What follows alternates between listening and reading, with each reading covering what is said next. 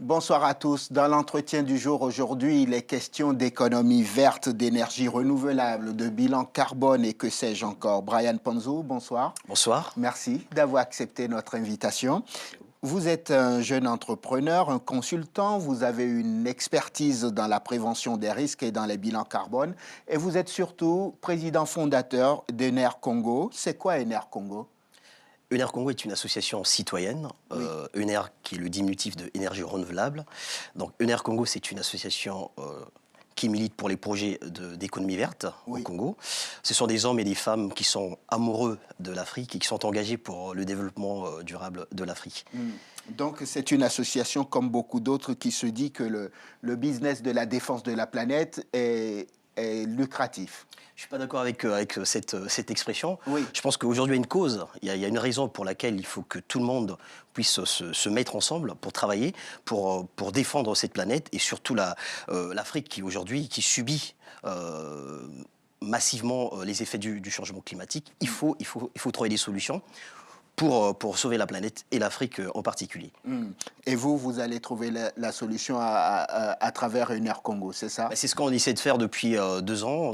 Fin 2013, nous avons créé cette association dans le but d'accompagner donc le bassin du Congo qui a des problématiques majeures dans cette démarche de recherche de solutions, des solutions durables, tout en mettant en avant les initiatives locales pour permettre aux populations bien effectivement de retrouver un équilibre dans leur vie de tous les jours. Ça tombe bien. Qu'est-ce que vous faites concrètement? Au sein de l'association? Oui. Beaucoup de choses. Déjà, au niveau de l'Afrique, on essaie d'avoir un fort ancrage local au niveau de l'Afrique.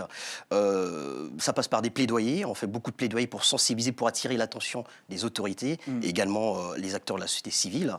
On fait beaucoup de sensibilisation et on incube des projets d'économie verte pour éventuellement, ce que je vous disais tout à l'heure, c'est pour faire émerger le côté innovation, qui est très, très important. Oui. Et donc, des projets d'économie verte qui vont permettre à réunir un certain nombre de personnes, c'est-à-dire les populations en premier, également les entreprises et les collectivités locales qui gèrent toutes ces populations. En Afrique. J'ai vu que vous n'aviez pas seulement pour ambition de contribuer à la croissance verte en Afrique, vous investissez aussi dans la transition énergétique ici en Europe. C'est ça? C'est ça. C'est-à-dire, expliquez-moi. Alors, on a eu l'occasion pendant la COP21 d'animer une table ronde sur les énergies renouvelables. Oui. Donc, on a attiré l'attention des décideurs sur la dépendance énergétique, sur la ressource, le bois énergie. Oui. Et le but, effectivement, c'est d'accompagner cette transition énergétique, c'est-à-dire passer d'une économie qui est aujourd'hui marquée par une surexploitation des ressources naturelles, on voit le pétrole, le gaz, au niveau de l'Afrique, même ailleurs, et c'est passer sur une autre forme d'économie, donc changer de paradigme, et pour effectivement de fédérer aussi d'autres ressources qui peuvent permettre aujourd'hui en Afrique ou ailleurs, de pouvoir donner de l'emploi et créer des entreprises au niveau du Congo. Donc la transition énergétique consiste effectivement à passer d'une économie à l'autre, c'est-à-dire faire un mix énergétique, un peu plus d'énergie renouvelable, un peu plus d'équité sociale. Oui. Dans les pratiques. On va pas dilapider les ressources comme on a connu sur les 2 derniers siècles, par exemple. Comment expliquez-vous que l'Afrique, qui est le continent qui a le plus de soleil, où il y a du vent, il y a la mer, etc., n'arrive justement pas à s'approprier les énergies renouvelables? Il y a un problème de gouvernance aussi qu'il faut souligner. C'est pour ça que dans la démarche qui est la nôtre au sein de l'association, c'est aussi pousser les décideurs à mettre en place des vraies politiques responsables. Et donc l'Afrique aujourd'hui, effectivement, il y a un vrai potentiel, vous le soulignez très bien, le soleil, la biomasse aussi. Oui. Aujourd'hui, il faut qu'il y ait des réformes, il faut qu'il y ait une vraie stratégie de développement durable qui doit s'appuyer sur ce qu'on a. Et donc, il faut également qu'il y ait des transferts de compétences à partir des pays, par exemple en France ici, Oui. qui ont cette technologie, qui savent, qui maîtrisent cette technologie, qui ont des transferts de compétences, Oui. de manière à ce que les Africains eux-mêmes puissent prendre en main leur destin Mm.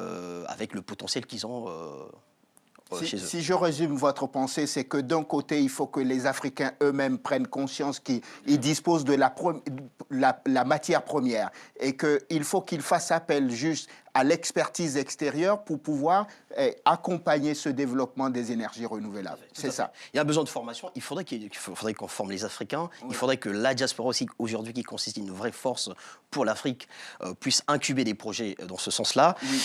Également, il y a aussi ce problème de gouvernance parce qu'on a besoin des politiques publiques pour impulser ces projets-là. Oui, il ne faut pas se contenter de participer aux grandes conférences et ranger ensuite les conclusions dans des tiroirs. Tout à fait, puisque l'Afrique aujourd'hui est grand et signe beaucoup de conventions internationales. On le sait très bien, beaucoup de pays s'engagent dans cette démarche de développement durable. C'est une chose, c'est vrai, ce qui s'est passé aujourd'hui pendant la COP21, c'est une bonne initiative parce que c'est quand même un succès, oui. Mais on ne va pas s'arrêter sur les contrats. Il faudrait derrière qu'il y ait des solutions qui vont accompagner ce développement durable. Donc il faut aller au-delà de ce qui est, on va dire, papier. Il faut aller sur le terrain avec la population, donc les acteurs de la société civile, ceux qui sont sur place. Oui.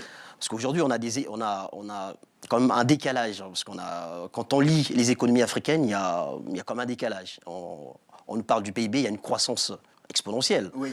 Tous les ans, c'est ce qu'on entend. Récemment, c'est la Côte d'Ivoire. Oui. Mais réellement, quand on analyse le bien-être des populations, on voit tout de suite... Il n'y a pas un impact direct, sur les populations. On en revient toujours à la même chose, la volonté politique de nos États. Politique, tout à fait. On va dire, c'est l'action centrale, finalement, de tous ces projets qu'on peut avoir sur le développement durable, sur l'économie verte, et sur les énergies renouvelables, par exemple. Aussi. Donc, c'est vraiment l'action centrale. Cela veut dire qu'on a beau pousser dans tous les sens, si les pouvoirs publics eux-mêmes ne prennent pas leurs responsabilités, la société civile, les privés pourront faire tout ce qu'ils voudront, ça n'avancera pas. Tout à fait, parce qu'on a besoin d'un cadre réglementaire. C'est une première chose qui doit être impulsée par les pouvoirs publics. Et d'autre part, on ne va pas simplement laisser les pouvoirs publics aussi en décider. C'est pour ça que nous, les associations ou le secteur privé, on doit faire des plaidoyers, on doit inciter les politiques à définir un cadre et aussi à mettre des moyens, et à définir un cadre propice aussi pour que nous, associations ou le secteur privé, pouvoir composer des solutions qui vont dans ce sens-là. La gouvernance est vraiment centrale dans cette question de développement durable. Dans un mois, vous organisez le Forum international Green Business, c'est ça? C'est ça. C'est quoi l'objectif de cette rencontre de Pointe-Noire?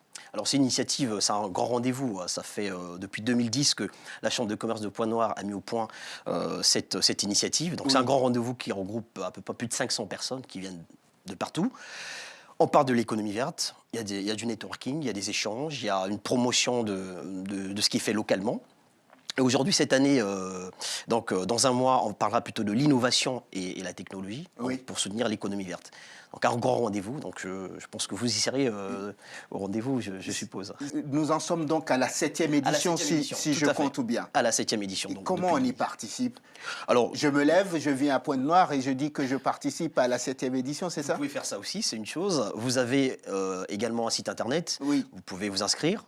En tant que participant ou en tant qu'invité. Donc il y a toute une démarche à suivre sur le site internet. Il y a des associations qui participent, il y a des entreprises qui participent, il y a une délégation également des entreprises françaises qui participent également à ce grand rendez-vous. Et nous, on a eu la chance depuis 2 ans, on est co-organisateur de ce forum avec la Chambre de commerce de Pointe-Noire. Donc on anime des conférences, des tables rondes et des ateliers. Cette année, on aura la charge pour parler de la COP21, donc l'après COP21, puisqu'on est à 6 mois de la COP22. La COP22. Et également, on parlera de tout ce qui touche les énergies renouvelables au sens plus large, surtout sur la partie production décentralisée. Je le disais en début de cet entretien, vous êtes un jeune entrepreneur et depuis 2015, si j'ai bien travaillé, vous réalisez des bilans carbone, on m'a dit, auprès des entreprises au Congo. Ça veut dire quoi, réaliser des bilans carbone pour des entreprises? Alors, les bilans carbone, c'est une photographie de l'activité, ce qui se passe. C'est simplement identifier les émissions de gaz à effet de serre. C'est-à-dire qu'une entreprise a besoin, à un moment donné, puisqu'on est face à ces enjeux climatiques, à un moment donné, a besoin d'avoir une photographie de son activité. Savoir, est-ce que je pollue?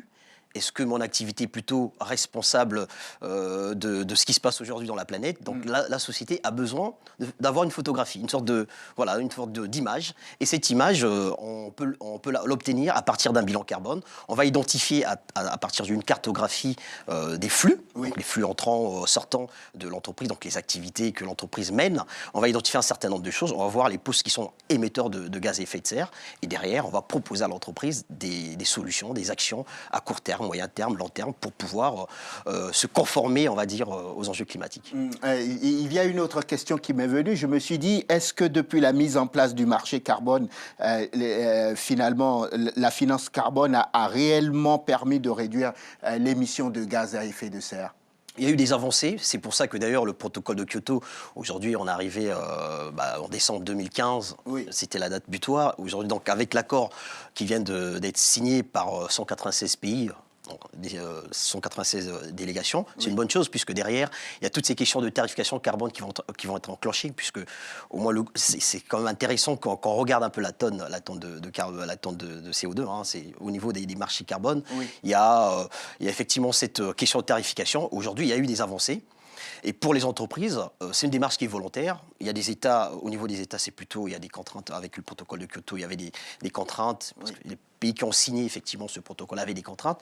Mais aujourd'hui, avec ce qui vient de se faire, avec la COP21, et si on met également l'argent comme les 100 milliards à partir de 2020 tous les ans, ça permettrait également aux entreprises comme aux États de pouvoir avancer dans ce sens-là.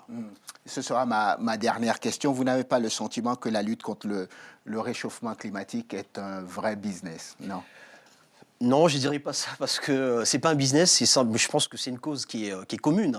Ça touche l'humanité et quand on voit ce qui se passe au niveau de la Corne de l'Afrique, par exemple, on se rend bien compte que il faut prendre les choses en main parce qu'il y a comme une urgence. Il y a des gens qui souffrent.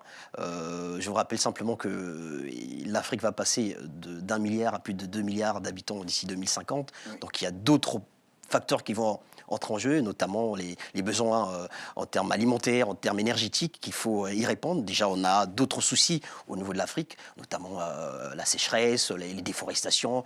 Aujourd'hui, on a ce souci avec le lac Tchad, l'épuisement des ressources en eau. On a des vrais problèmes. Donc, réfléchir, trouver des solutions pour l'avenir de l'Afrique et de la planète, c'est pas un business, je dirais que c'est plutôt un devoir de tout un chacun, que ce soit nous en tant que citoyens, mais aussi les entreprises, les politiques, tout le monde doit trouver une solution. Ce combat donc pour la planète ne doit pas être limité juste à un point de vue d'argent et une histoire de business, c'est ça? Exactement. Donc on vient juste de démarrer, donc c'est un nouveau siècle qui vient d'être enclenché avec la signature de l'accord de Paris. Donc c'est un nouveau siècle et on démarre. Donc il faudrait des efforts, il faut tous, et vous, et également les journalistes, faire un bilan carbone de votre plateau, de votre société également. Ça permettrait aussi de contribuer à cette démarche environnementale. Le tri des déchets également, par exemple, on trie les déchets, les lumières et autres, font aussi partie de cette démarche environnementale. Brian Panzo, merci. Merci à vous. Entrepreneur, expert dans la prévention des risques et dans les bilans carbone. Vous êtes le président fondateur de NER Congo, l'association qui organise à partir du 17 mai prochain la 7e édition du Forum international Green Business à Pointe-Noire au Congo. Merci d'être venu dans l'entretien du jour. Merci à vous de nous avoir suivis. Je vous souhaite de passer une excellente suite de programmes, évidemment sur Télé Sud. Bonsoir.